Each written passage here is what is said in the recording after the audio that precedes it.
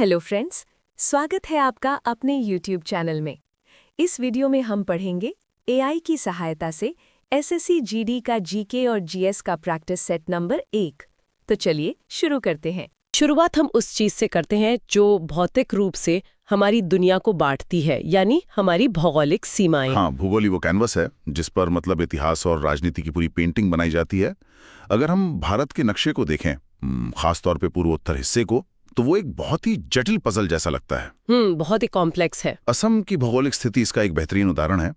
असम की सीमा भूटान और बांग्लादेश से तो लगती है, लेकिन नेपाल से नहीं लगती। ये एक ऐसा तथ्य है जो अक्सर लोगों को कंफ्यूज करता है, क्योंकि अगर नक्शे को ध्यान से ना देखा जाए तो लगता है कि असम और नेपाल तो बहुत पास हैं।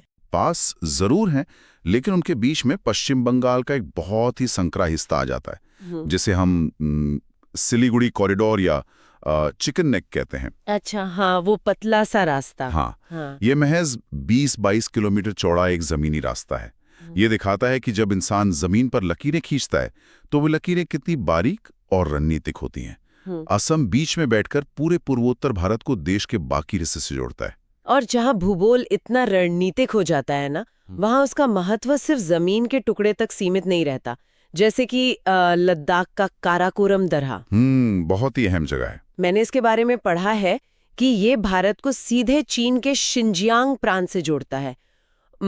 समुद्र तल से 18,000 फीट से भी ज्यादा की ऊंचाई पर स्थित ये जगह सिर्फ बर्फ और पत्थर नहीं है, बल्कि ये प्राचीन सिल्क रूट का एक बहुत अहम हिस्सा रहा है। हाँ, बिल्कुल। काराकोरम दर्रा सदियों तक व्यापार का केंद्र रहा, लेकिन आज ये दो विशाल और परमाणु संपन्न देशों के बीच एक बेहद संवेदनशील रणनीतिक बिंदु है। और यहीं से एक दिलचस्प सवाल उठता है। कौन सा सवाल? कि जब इस तरह की भौगोलिक सीमाओं दो देशों के बीच टकराव का कारण बनती हैं, तो समाधान कैसे निकलता है? समाधान शायद कूटनीति से निकलता है, डिप्लोमेसी। बिल्कुल सही। जब भूगोल समस्या बनता है तो कूटनीति उसका समाधान लेकर आती है। 1971 के युद्ध के ठीक बाद 1972 में हुआ शिमला समझौता इसी कूटनीति का एक ऐतिहासिक उदाहरण है। भारत के तत्कालीन प्रधानमंत्री इंदिरा गांधी और पाकिस्तान के राष्ट्रपति जुल्फिकार अली भुट्टो के बीच ये समझौता हुआ था। हाँ, लेकिन क्या आपको पता है कि इस समझौते का सबसे अहम मैकेनिज्म या कार्यप्रणाली क्या थी? जहां तक मुझे याद आ रहा है, इसका मूल विचार ये था कि दोनों देश अपने मुद्दे खुद सुलझाएंगे। किसी बाहरी देश की इसमें कोई दखलंदाजी नहीं होगी। एकदम सटीक। इसे द्विपक्षीय या बायलैटरल दृष्टिकोण कहते हैं। कूटनीति में ये बहुत मायने रखता है कि कमरे में कौन मौजूद है और कौन नहीं है। अच्छा, कोई तीसरा नहीं होना चाहिए। हाँ, शिमला समझौते ने यह सुनिश्चित किया कि कश्मीर या किसी भी अन्य सीमा विवाद में संयुक्त राष्ट्र या किसी तीसरे देश की मध्यस्थता नहीं होगी। ये एक कानूनी और कूटनीतिक बाड़ लगाने जैसा था, ताकि बाहरी प्रभाव को रोका जा सके। लेकिन मुझे यहाँ एक बहुत बड़ा विरोधाभास नजर आता है। वो कैसे? इंसान अपनी कूटनीति से, अपने समझौतों से सरहदें तो तय करता रहता है, लेकिन प्रकृति इन राजनीतिक लकीरों का बिल्कुल सम्मान नहीं करती। हाँ, ये तो है। नदियां किसी का पासपोर्ट चेक करके तो बहती नहीं है ना। सतलुज नदी का ही उदाहरण ले लीजिए। ये भारतीय नदी प्रणाली का एक इतना महत्वपूर्ण हिस्सा है, पंजाब की जीवन रेखा है, लेकिन इसका उद्गम स्थल भारत में है ही नहीं। सही कहा। ये तिब्बत में कैलाश पर्वत के पास राक्षस ताल से निकलती है। वहां से ये हिमालय की गहरी खाइयों को चीरती हुई भारत के हिमाचल प्रदेश में प्रवेश करती है और फिर पंजाब से होते हुए अंततः पाकिस्तान चली जाती है। बिल्कुल। ये सच में हैरान करने वाला है कि जो नदी हमारे कृषि तंत्र के लिए इतनी अहम है, उसका कंट्रोल पॉइंट किसी और भौगोलिक सीमा में है। और यही कारण है कि इंसान सिर्फ जमीन पर लकीरें खींचकर संतुष्ट नहीं होता। समाज को स्थिरता देने के लिए उसे नियमों और संस्थाओं की लकीरें भी खींचनी पड़ती हैं। जमीन तय हो जाने के बाद उस जमीन पर रहने वालों को एक व्यवस्था चाहिए, एक संविधान चाहिए। बिल्कुल। और जब हम संवैधानिक व्यवस्था की बात करते हैं तो मुझे भारतीय संविधान का अनुच्छेद 361 याद आता है। इसके तहत भारत के राष्ट्रपति और राज्यों के राज्यपालों को उनके कार्यकाल के दौरान किसी भी तरह के आपराधिक कार्यवाहियों से पूरी तरह छूट दी गई है, इम्यूनिटी दी गई है। हाँ, इम्यूनिटी। मतलब पद पर रहते हुए उन पर कोई आपराधिक मुकदमा नहीं चलाया जा सकता। पहली बार में ये सुनकर थोड़ा अजीब लगता है। ऐसा नहीं लगता कि ये लोकतंत्र में समानता के सिद्धांत के खिलाफ है? कोई कानून से ऊपर कैसे हो सकता है? ये एक बहुत ही वाजिब सवाल है, लेकिन इसके पीछे की कार्यप्रणाली को समझना होगा। ये छूट किसी व्यक्ति को नहीं दी गई है, बल्कि एक संस्था को दी गई है। मतलब पद को दी गई है, और इंसान को नहीं। एकदम सही। राष्ट्रपति या राज्यपाल राज्य के प्रतीकात्मक प्रमुख होते हैं। अगर उन पर हर छोटे बड़े विवाद के लिए आपराधिक मुकदमे दर्ज होने लगें और उन्हें पुलिस स्टेशन या अदालतों के चक्कर काटने पड़ें, तो राज्य की पूरी मशीनरी ही ठप पड़ जाएगी। हाँ, ये तो सोचने वाली बात है। ये कोई व्यक्तिगत विशेषाधिकार नहीं है, बल्कि राज्य की स्थिरता और गरिमा को बनाए रखने का एक कानूनी शॉक एब्जॉर्बर है। तो ये व्यवस्था को सुचारू रूप से चलाने का एक तरीका है। बिल्कुल ठीक है, कानून और संविधान तो राज्य का ढांचा बन गए, लेकिन इस ढांचे में जान कौन फूंकता है? अर्थव्यवस्था। इकोनॉमी। जॉन मेनार्ड कीन्स का नाम अर्थशास्त्र की दुनिया में बहुत बड़ा है। उन्हें समष्टि अर्थशास्त्र या मैक्रो इकोनॉमिक्स का जनक माना जाता है। लेकिन ईमानदारी से कहूं तो अर्थशास्त्र के भारी भरकम शब्द हमेशा सिर के ऊपर से निकल जाते हैं। कीन्स ने असल में ऐसा क्या अलग बताया था? इसे बहुत ही सरल तरीके से समझते हैं। 1930 की महान आर्थिक मंदी या ग्रेट डिप्रेशन से पहले अर्थशास्त्रियों का मानना था कि बाजार खुद अपनी मरम्मत कर लेता है। अच्छा, मतलब मार्केट अपने आप ठीक हो जाएगा? हाँ, उनका मानना था कि सरकार को व्यापार और बाजार में दखल नहीं देना चाहिए। लेकिन जब मंदी आई तो लाखों लोग बेरोजगार हो गए और बाजार खुद को ठीक नहीं कर पाया। तब क्या हुआ? तब कीन्स ने आकर कहा कि अर्थव्यवस्था एक मशीन की तरह है, और जब मशीन खराब हो तो सरकार को एक मैकेनिक की तरह अंदर आकर उसे ठीक करना होगा। मतलब सरकार को दखल देना होगा। लेकिन सरकार ये करती कैसे है? क्या सिर्फ नोट छाप कर? अरे नहीं, नोट छापना तो बहुत खतरनाक हो सकता है। सरकार के पास कई टूल होते हैं, जिनमें से एक बहुत ही अहम टूल है खुले बाजार की क्रियाएं, यानी ओपन मार्केट ऑपरेशंस। मैं इसके बारे में पूछना ही वाली थी।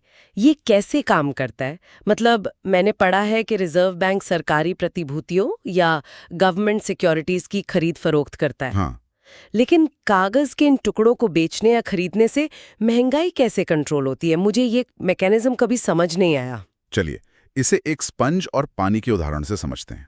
मान लीजिए बाजार में बहुत ज्यादा पैसा यानी पानी आ गया है। ठीक है। जब लोगों के पास पैसा ज्यादा होता है तो वे चीजें ज्यादा खरीदते हैं, जिससे मांग बढ़ती है और महंगाई आसमान छूने लगती है। इस पानी को सोखने के लिए रिजर्व बैंक बाजार में एक स्पंज फेंकता है। और ये स्पंज है सरकारी प्रतिभूतियां या बॉन्ड्स? बिल्कुल। बैंक कहता है कि ये बॉन्ड खरीदो, हम तुम्हें अच्छा ब्याज देंगे।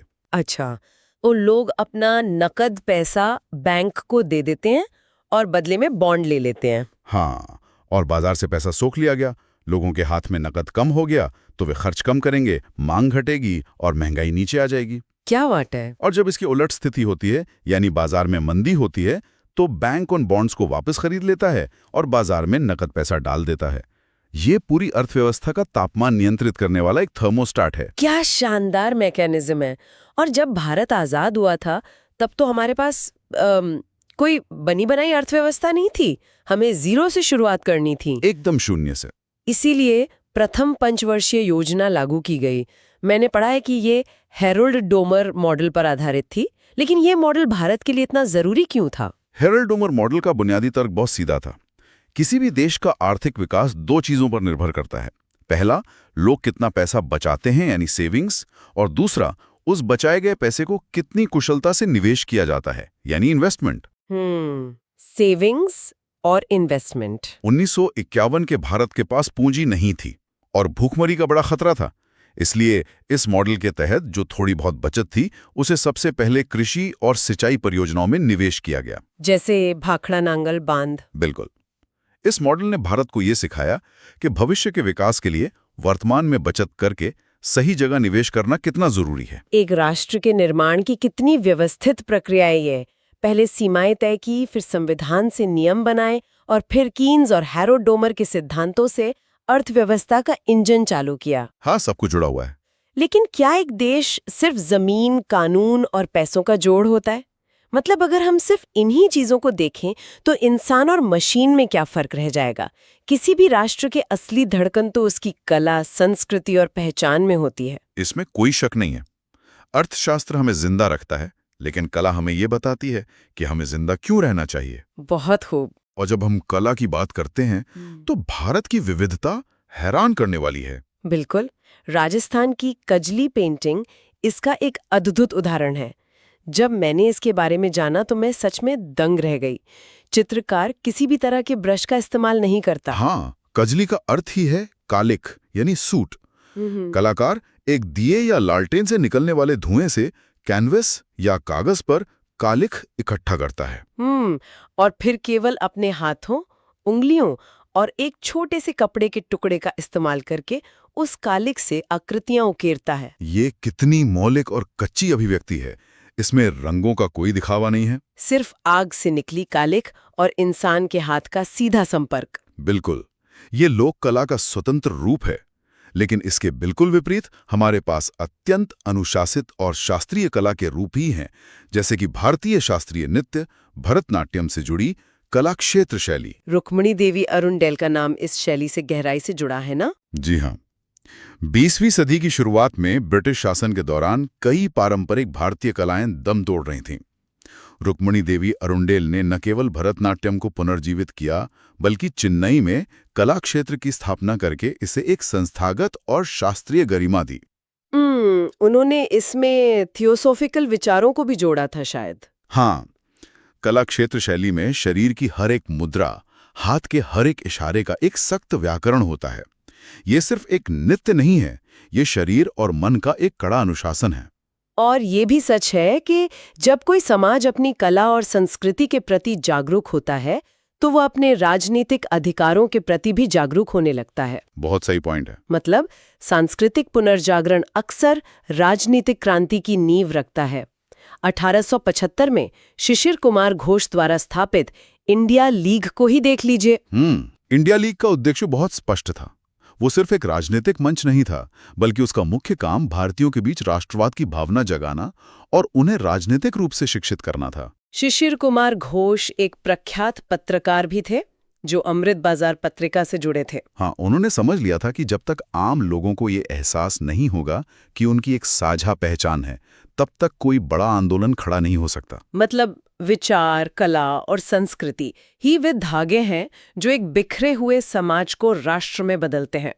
और अगर हम आधुनिक समय की बात करें तो इस साझा पहचान को बनाने में सिनेमा और संगीत का योगदान सबसे बड़ा रहा है। बिल्कुल। वर्ष 2000 में महान गायिका आशा भोसले को भारतीय सिनेमा के सर्वोच्च सम्मान दादा साहब फाल्के पुरस्कार से सम्मानित किया गया। आशा जी का योगदान महज गानों की गिनती में नहीं है, उनका असली योगदान उनकी विविधता यानी वर्सेटैलिटी में है।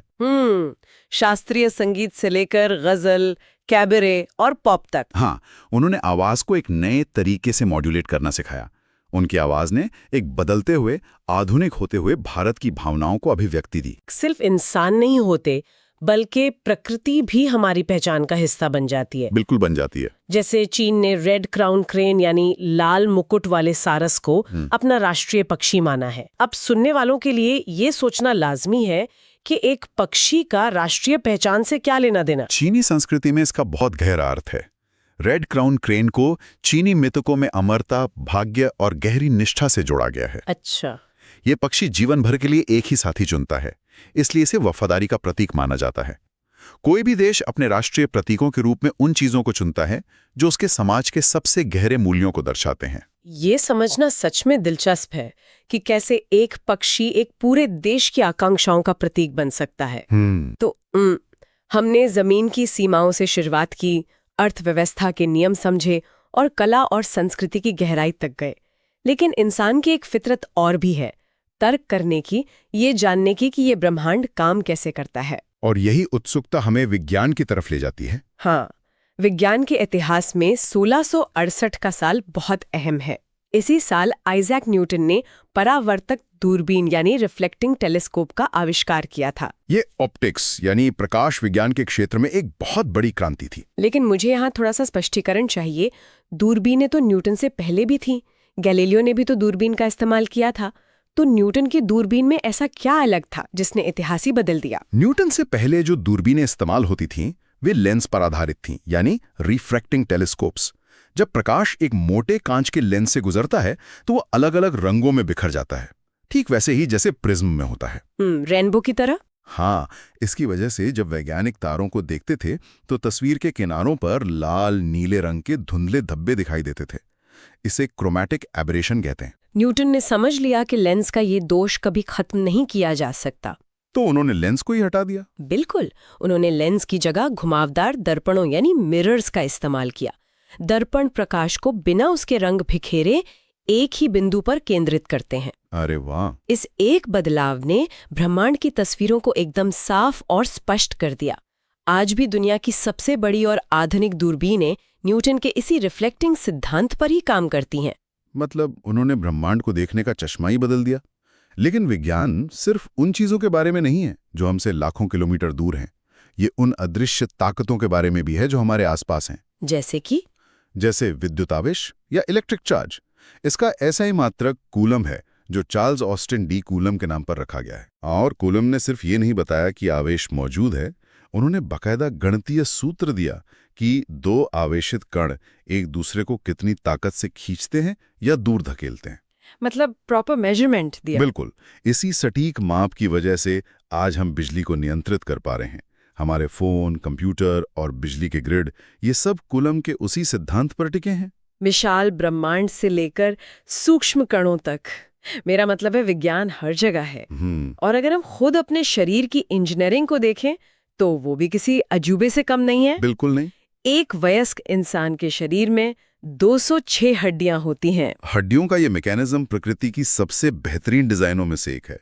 जब एक बच्चा पैदा होता है तो उसके शरीर में करीब 300 हड्डियां होती हैं। 300? हाँ, जैसे जैसे वो बड़ा होता है कुछ हड्डियां आपस में जुड़ जाती हैं और अंत में 206 बचती हैं।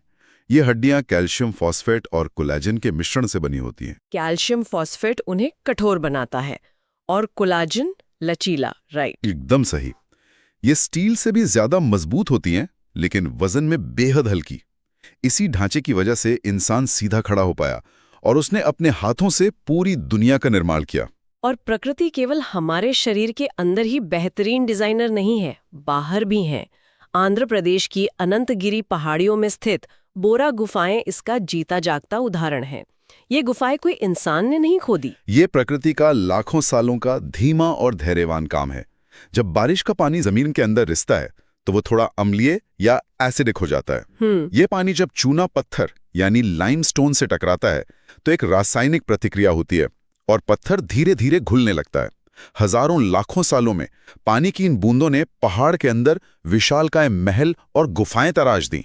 प्रकृति लाखों साल लगाती है कुछ बनाने में और इंसान कुछ ही दशकों में उसे नष्ट कर सकता है। ये एक बहुत ही कड़वा सच है। जंगलों की कटाई और जीवों के विलुप्त होने का संकट आज हमारे सामने है। इसी जागरूकता के लिए हर साल 29 जुलाई को अंतर्राष्ट्रीय बाघ दिवस मनाया जाता है। लेकिन मेरा सवाल यह है कि बाघ पर ही इतना जोर क्यों?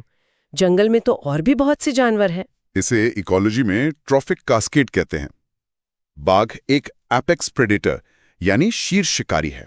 अगर आप बाघ को बचाना चाहते हैं तो आपको उसके शिकार जैसे हिरण को बचाना होगा। और हिरण को बचाने के लिए घास और पूरे जंगल को बचाना होगा। बिल्कुल। बाघ को बचाने का सीधा मतलब है कि आप पूरे पारिस्थितिकी तंत्र को एक छतरी के नीचे सुरक्षित कर रहे हैं। तो ये एक चेन रिएक्शन है, जहां एक तरफ हमने पर्यावरण को नुकसान पहुंचाया है, वहीं जब इंसान के अस्तित्व पर खतरा आता है तो विज्ञान समाधान भी निकालता है। जनसंख्या बढ़ने पर जब भोजन का भारी संकट पैदा हुआ तब डॉक्टर हीरालाल चौधरी जैसे वैज्ञानिकों ने मोर्चा संभाला। उन्हें नीली क्रांति या ब्लू रेवोल्यूशन का जनक माना जाता है। हाँ, डॉक्टर चौधरी ने एक बहुत बड़ी जैविक समस्या का समाधान निकाला था ना? जी। कार्प जैसी मछलियां आमतौर पर ठहरे हुए पानी जैसे तालाबों में प्रजनन नहीं करती। इस वजह से मछली का उत्पादन बहुत सीमित था। डॉक्टर चौधरी ने प्रेरित प्रजनन या इंड्यूस ब्रीडिंग की तकनीक विकसित की। अच्छा, ये कैसे काम करता है? उन्होंने मछलियों को पिट्यूटरी ग्रंथि के अर्क का इंजेक्शन दिया, जिससे मछलियों के हार्मोन सक्रिय हो गए और वे तालाबों में भी अंडे देने लगीं। इस एक वैज्ञानिक खोज ने मछली उत्पादन को कई गुना बढ़ा दिया और कुपोषण से लड़ने में बहुत बड़ी मदद की। यह इस बात का बेहतरीन उदाहरण है कि कैसे विज्ञान का इस्तेमाल समाज की जमीनी समस्याओं को सुलझाने के लिए किया जा सकता है। लेकिन चाहे हम अर्थशास्त्र की बात करें, कूटनीति की या विज्ञान की, इन सब चीजों के काम करने के लिए समाज का शिक्षित होना सबसे जरूरी है। बिल्कुल। मानव पूंजी या ह्यूमन कैपिटल में निवेश ही सबसे बड़ा निवेश है। 2011 की जनगणना का एक बहुत ही रोचक आंकड़ा है। क्या? साक्षरता दर के मामले में केरल के बाद भारत में दूसरा स्थान लक्षद्वीप का था। अरे वाह! लक्षद्वीप एक बहुत ही छोटा और मुख्य भूमि से कटा हुआ द्वीप समूह है। वहाँ लॉजिस्टिक्स और संसाधनों की भारी कमी के बावजूद शिक्षा के उस स्तर को हासिल करना ये दिखाता है कि जब कोई समाज शिक्षा को प्राथमिकता देता है तो भौगोलिक बाधाएं भी उसे रोक नहीं सकती। इस चर्चा में शामिल होने के लिए बहुत बहुत धन्यवाद। जल्द ही मिलते हैं एक नए और रोमांचक विषय के साथ।